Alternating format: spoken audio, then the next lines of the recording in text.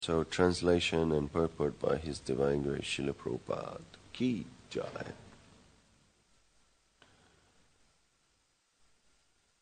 When the luminaries in the sky, such as the moon, the sun, and the stars are reflected in liquids like oil or water, they appear to be of different shapes, sometimes round, sometimes long, and so on, because of the movements of the wind.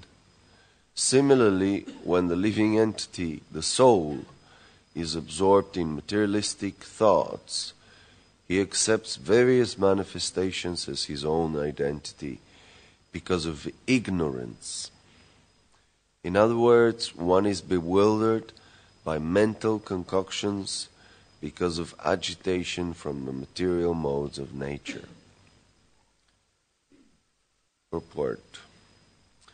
This verse gives a very good example by which to understand the different positions of the eternal spiritual soul in the material world and how the soul takes on different bodies, dehantara praptihi.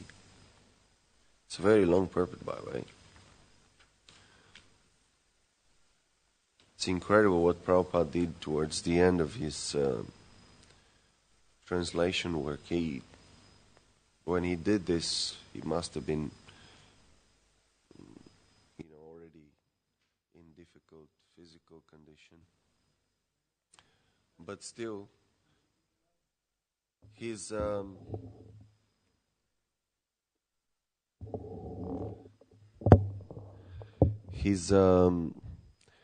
done incredible work here.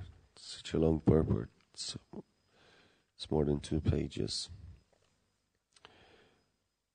Okay, so we continue on. The moon is stationary and is one, but when it is reflected in water or oil, it appears to take different shapes because of the movements of the wind.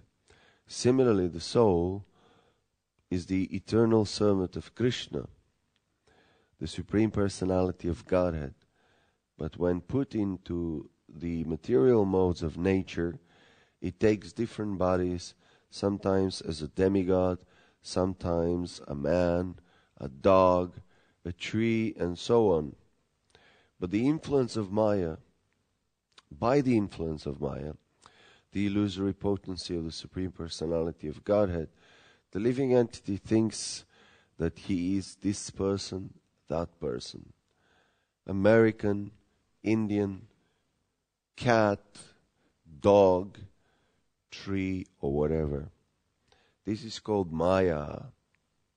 When one is freed from this bewilderment and understands that the soul does not belong to any shape of this material world, one is situated in the spiritual platform Brahma Bhuta.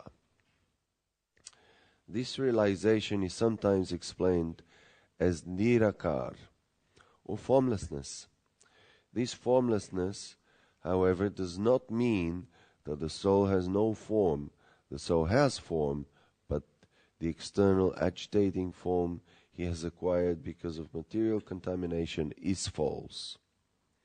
Similarly, God is also described as Nirakar, which means that God has no material form, but is Sachit Ananda Vigraha.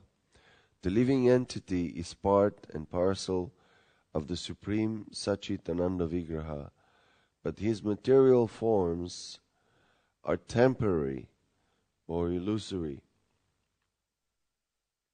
Both the living entity and the Supreme Lord have original spiritual forms, Sachit Ananda Vigraha.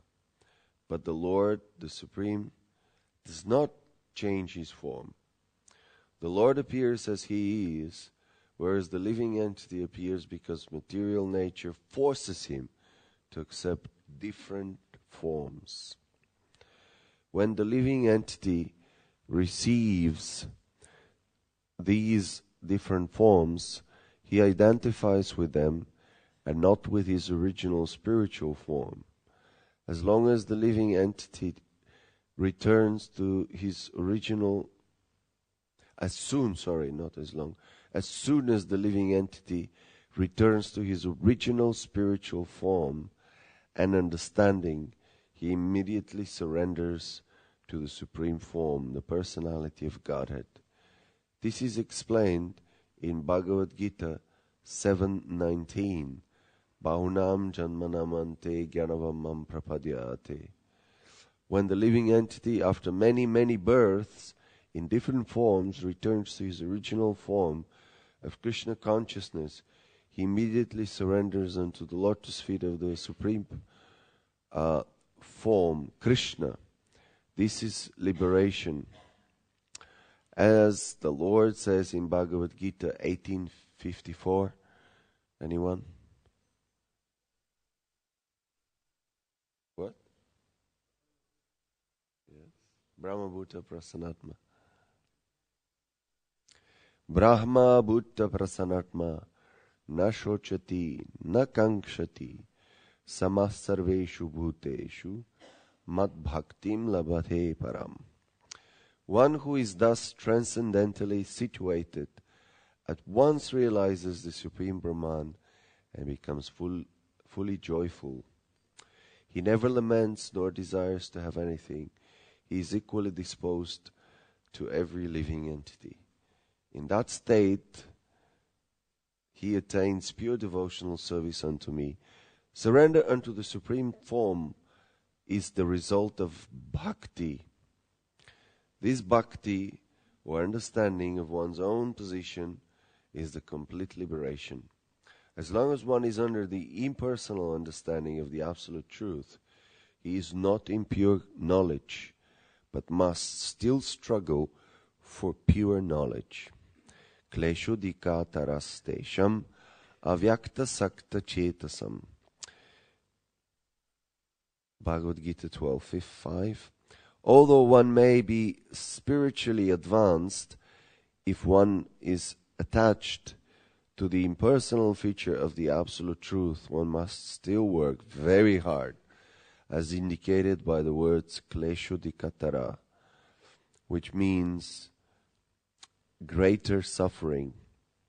A devotee, however, easily attains his original position as a spiritual form and understands the Supreme Personality of Godhead in his original form.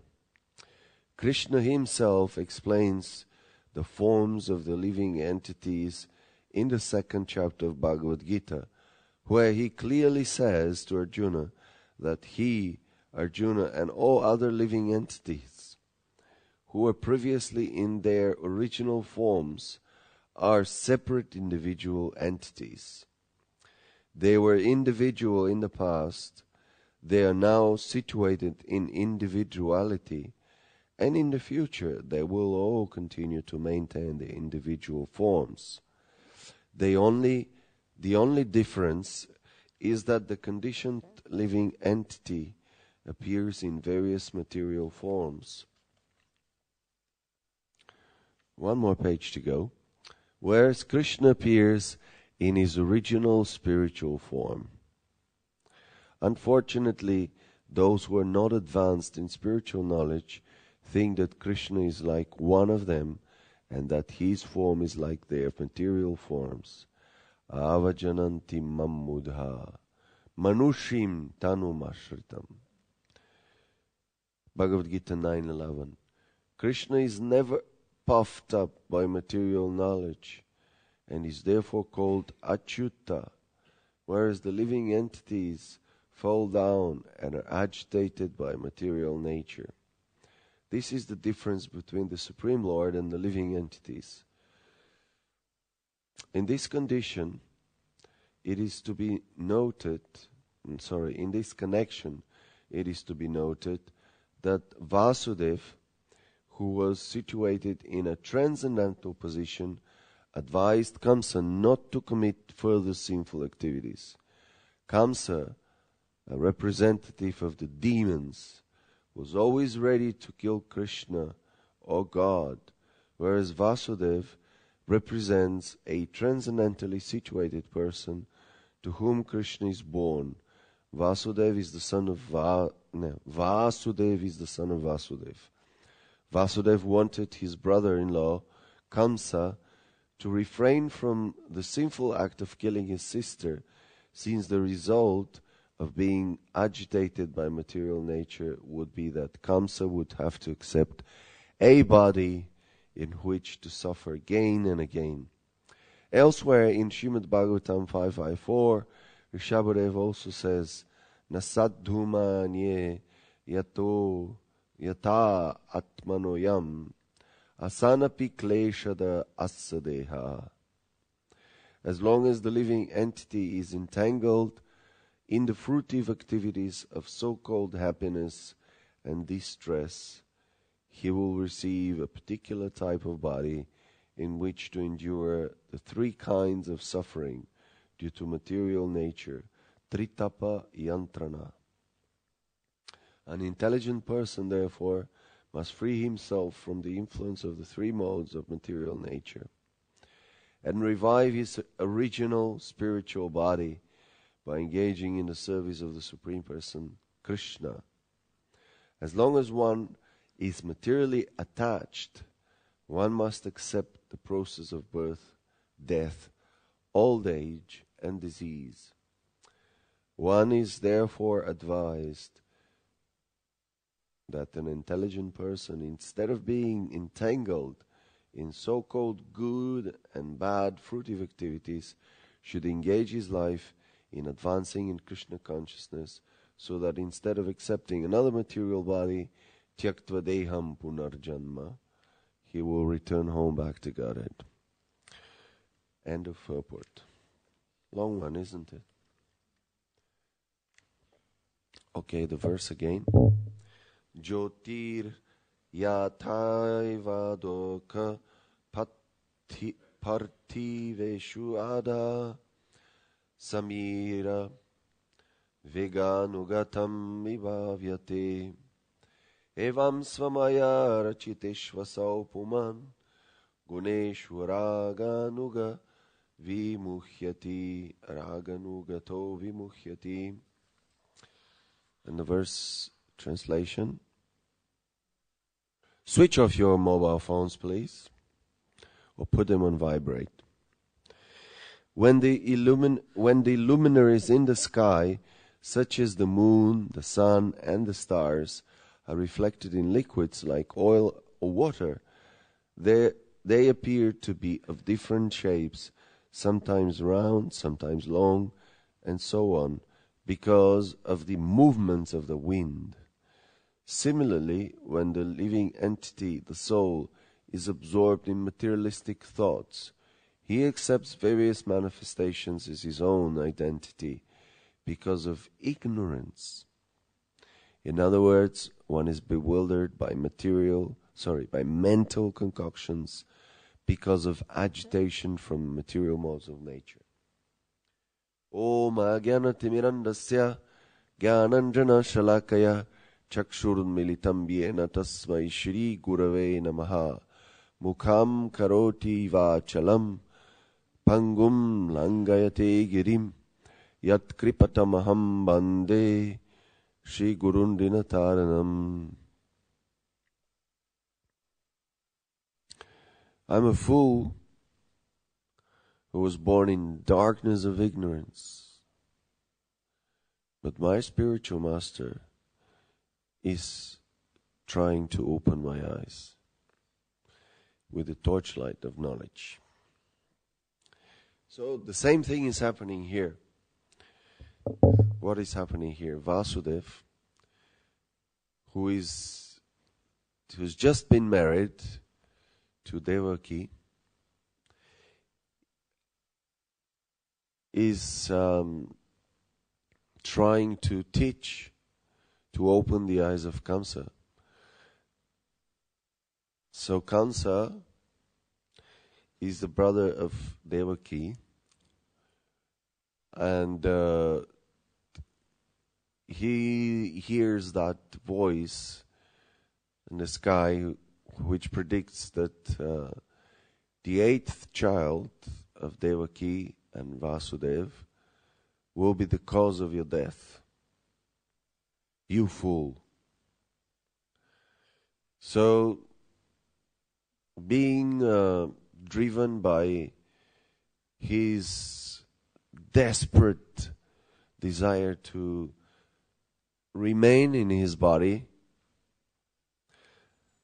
Kamsa is prepared to commit the most heinous of all activities.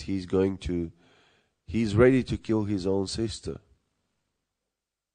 Now Arjuna had a big trouble, he was facing his guru, his cousins, his grandfather, and because he was a devotee, he had very good heart, he had trouble, thinking that how can I kill those people? They're my dear and near and dear. But Kamsa, it's the opposite. He was ready to kill his own sister without blink of an eye. He was so set on committing sin. And why? Why was he so eager and ready to kill even his own sister? Because he was so attached to his material body, and he wanted to preserve his material body. So, obviously, Kamsa was very, very strongly influenced by the material nature, by the material conception of I and mine. Aham mameti. This is what happens to every one of us when we fall in this material world for reasons which are very difficult to ascertain. Prabhupada says that we have been here in this material world since time immemorial. That means we cannot really trace back when our material sojourn began. It's a very long time ago. And because it's been so long, we have become so accustomed to being put in various material shapes.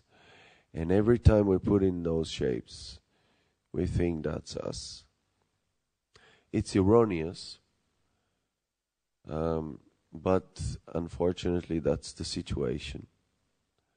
Krishna says in Bhagavad Gita, Daivi Hyesha Gunamai Mama Maya Duratyaya.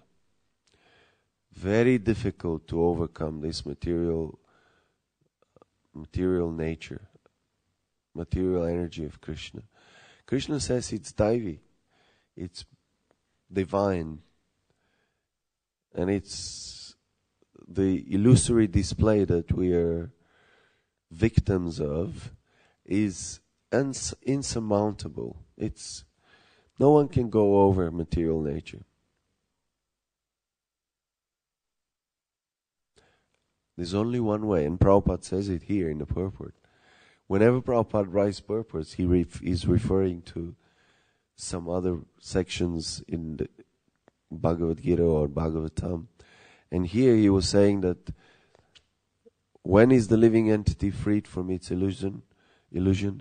When it surrenders unto the Supreme Lord. Mam eva ye prapadyante.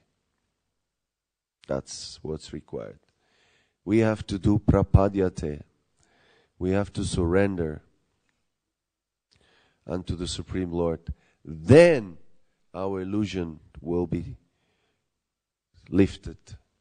You know that verse in Ishupanishad where the transcendentalist, the devotee, is praying to Krishna that may he lift his illusory energy. It's the curtain of Maya.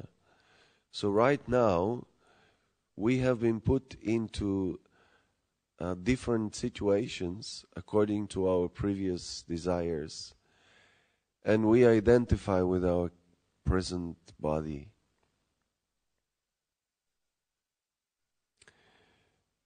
And the funny thing is that every life, every new appearance that we have, we receive a different body, different shaped body. It changes. We can become anything. Prabhupada lists here a few things. Let me read. Where is it? Yes.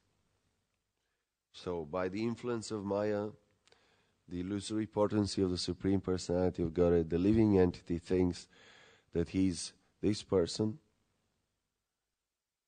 that person, and then he starts listing. American, Indian. Sounds like two opposites, right? American, Indian. Then cat, dog, tree, or whatever. So this is how many forms of life are there in this world? How many species of life? 8,400,000. And that's in terms of the level of consciousness. But actually there's countless pieces of life. And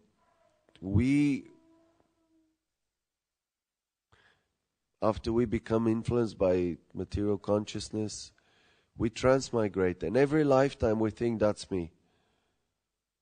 Now we are humans. Next life we may become a dog. And we still think that's me.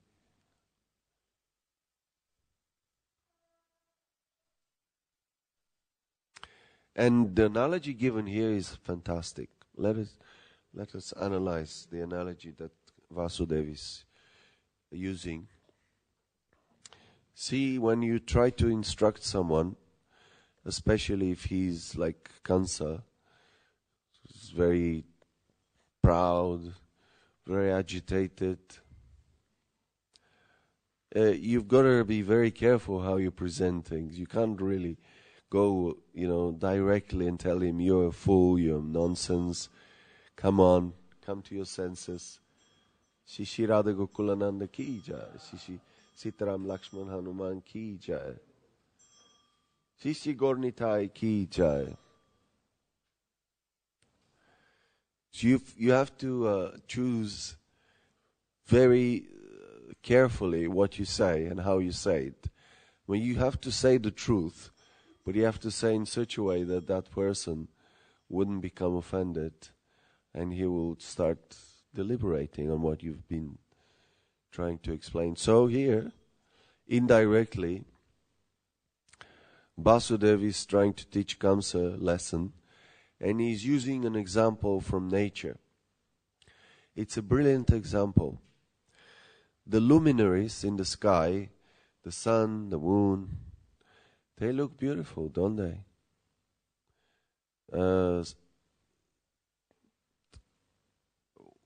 I think this supposed to be a full moon soon, isn't it? Or it was already 2 weeks ago. Yeah, that's right. Krishna's Rasa Yatra was there at the end of Kartik. So this Ekadashi here is the beginning of the new moon. That means the moon is going to start to grow again. But anyway, when we look at the sky, in the sky, and you see the beautiful sun or the beautiful moon is actually more beautiful. That's why Krishna chooses to dance in the dead of night when the moon is up in the sky, and not when the sun is scorching and like that. The sun is very powerful, it's also very beautiful, but the moon is more beautiful, more mystic. So the luminaries in the sky, they look amazing, they look very beautiful, very attractive. But those luminaries, when reflected in the different reservoirs of water, or in different liquids, as Prabhupada explains in the purport, they look different. They appear to have different shapes. And especially when the wind blows, it agitates the reservoir of water in which the luminaries are reflected, and they appear to have different shapes and forms. So the analogy given here, to translate it into our condition, our situation, the luminary is the soul.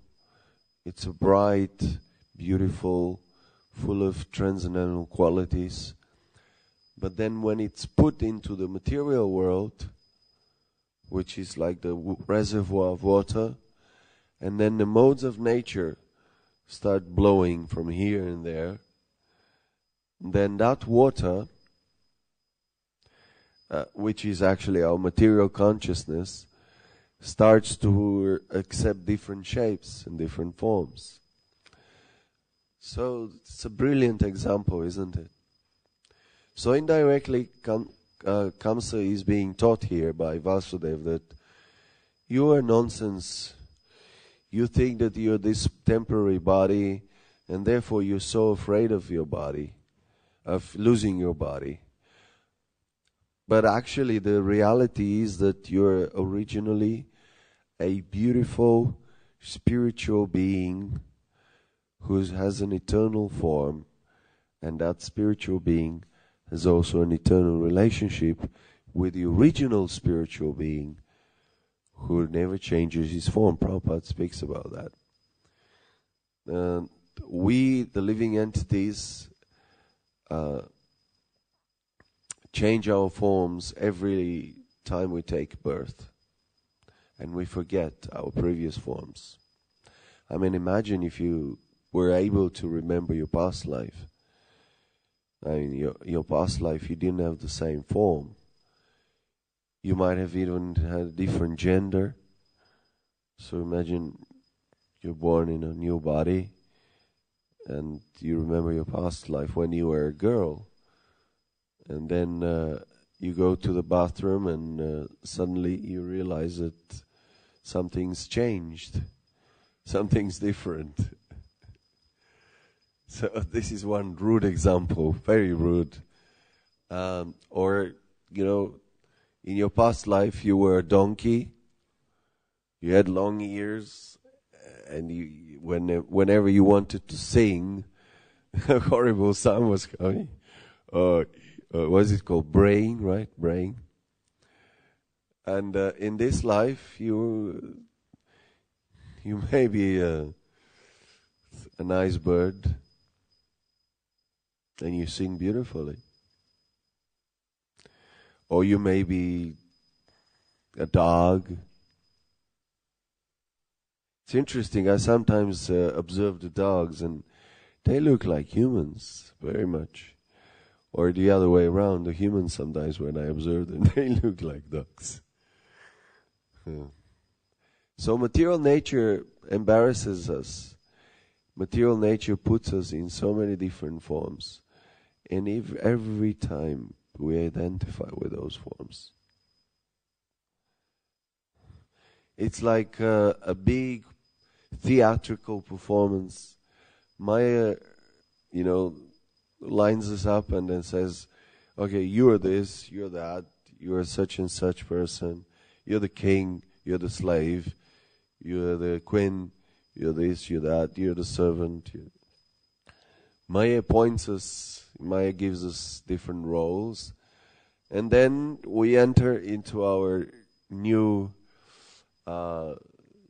play, whatever it is, and then we start, acting out our new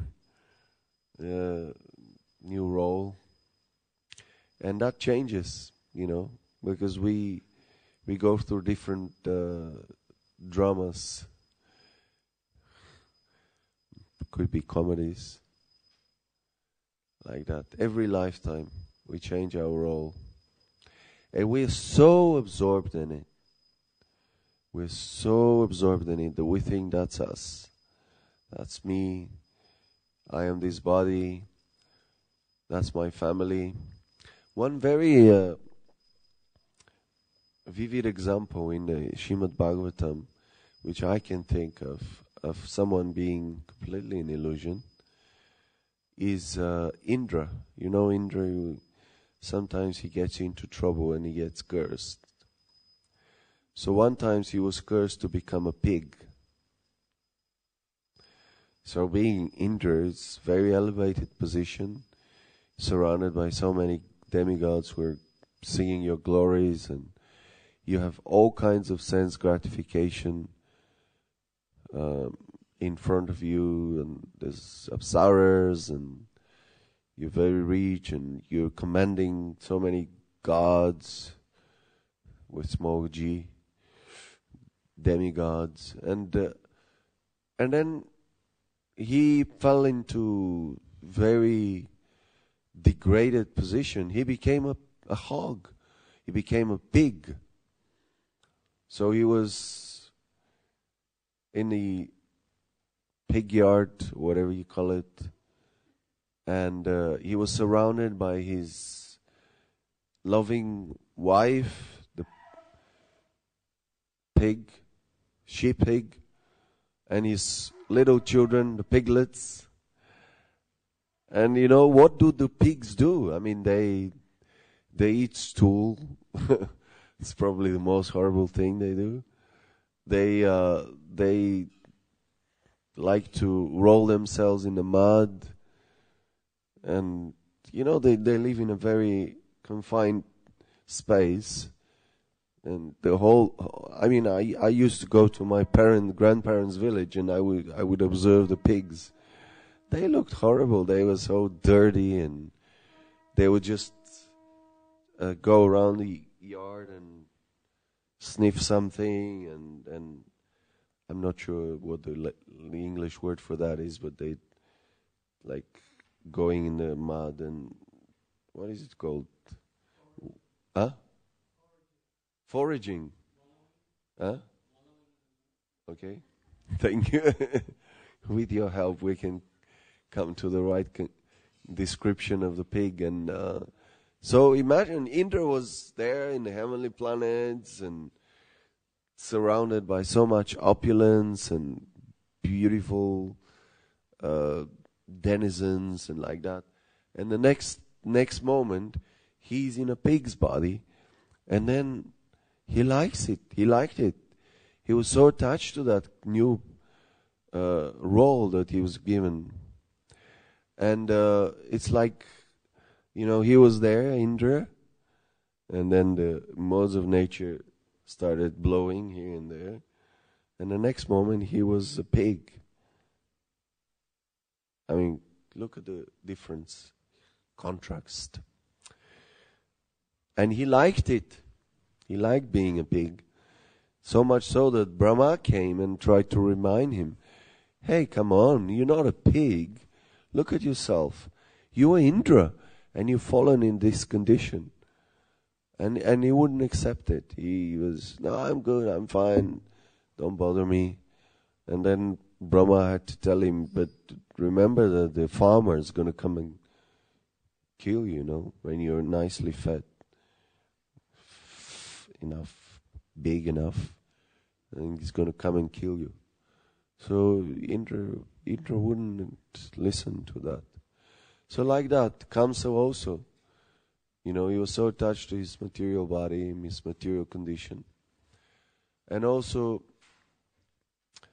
similarly, we are in that position.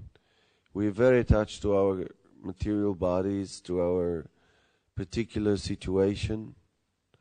And we've so much identified with our present situation that it's very difficult for us to be shaken to, the spiritual master comes and tells us, you're eternal servant of Krishna. And we accept it, theoretically. But it's not easy to actually understand our original position. Prabhupada gives the answer to this question. How can we come to our senses? How can we stop being under illusion? And he says that it's by the process of devotional service. when we surrender to Krishna, then we become Sagunan Samatichaitam Brahma Bhuyaya Kaupate. So when we surrender to Krishna, we become situated in transcendental position.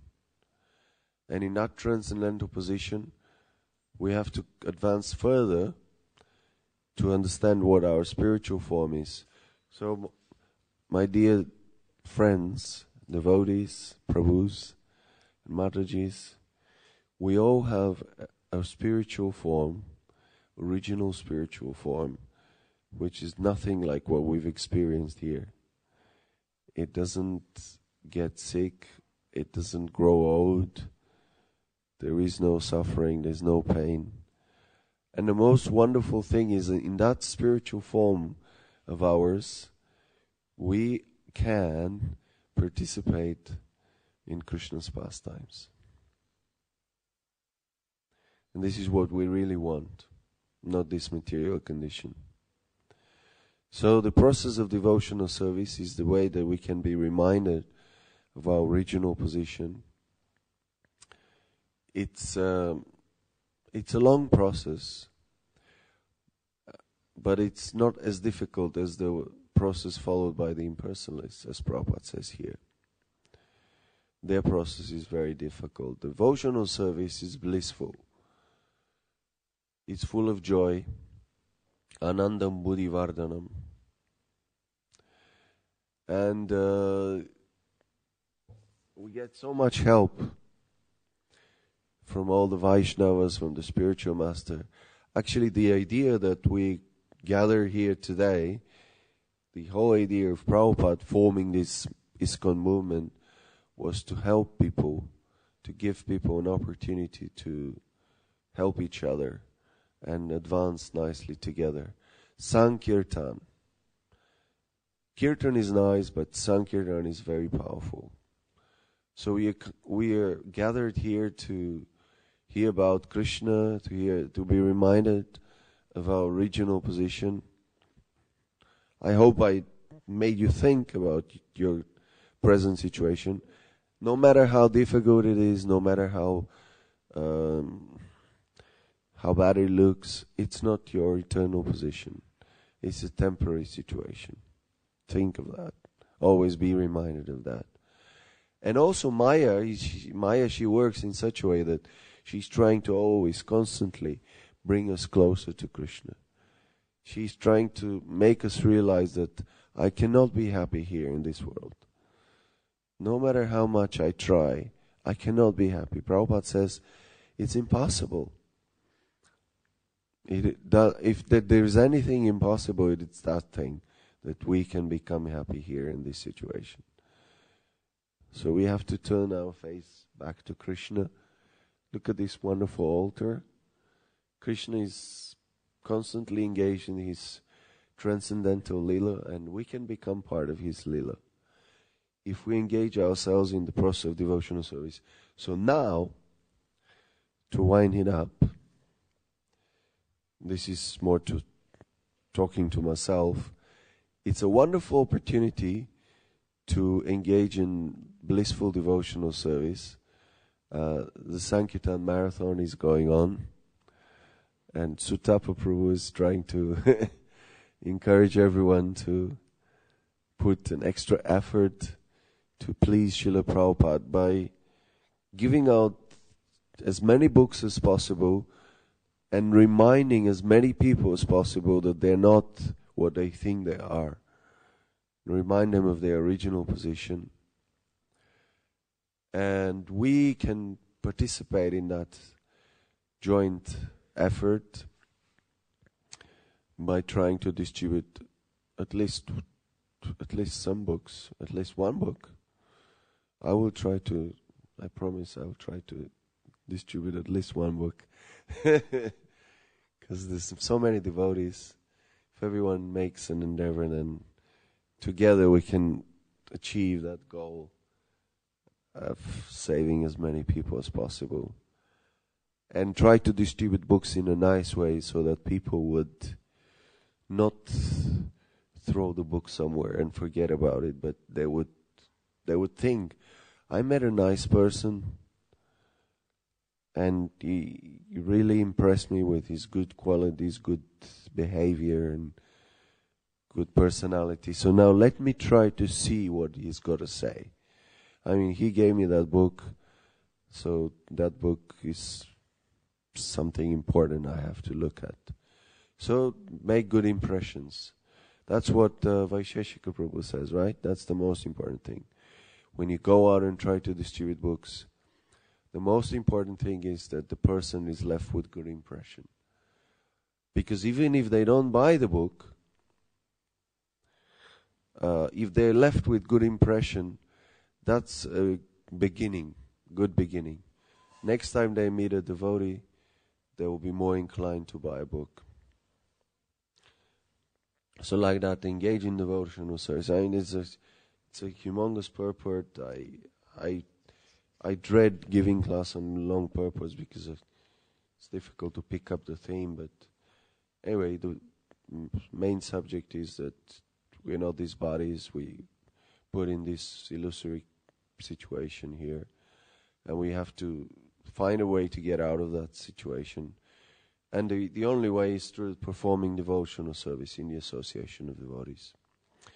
So I'll stop here. If there's any short questions, because I think 8:30 is the time when we have to finish.